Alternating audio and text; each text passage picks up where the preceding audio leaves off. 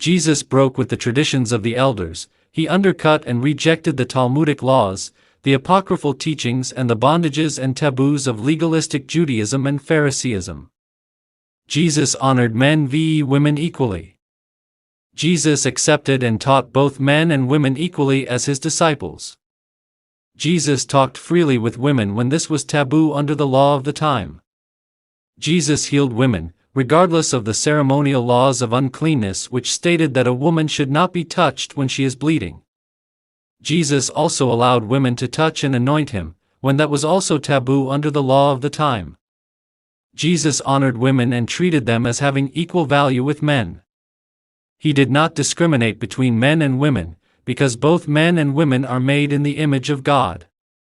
Jesus accepted the ministry of women, when he showed his apostles that he chose a woman named Mary, instead of one of them, to preach the most important message of the gospel, his resurrection, to his male apostles and male disciples. Jesus never told women to be silent in the presence of men or in his own presence. Women ministered to Jesus, ministered for him, learned of him and learned from him and testified about him. Jesus always was respectful of women, opposed to how the men and the male elders of the time saw and treated women.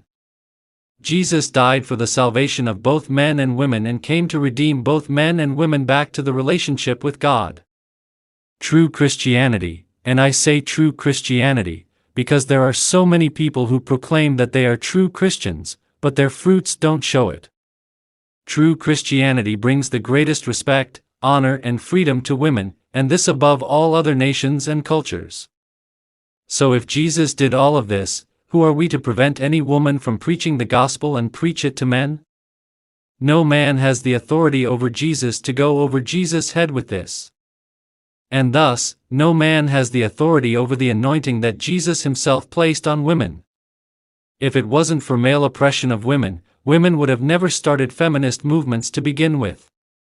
If women felt valued and treated with equality by men from the start, women would not have felt that they had to go to the extremes of feminist movements and women's liberation movements, which is also outside of the will of God.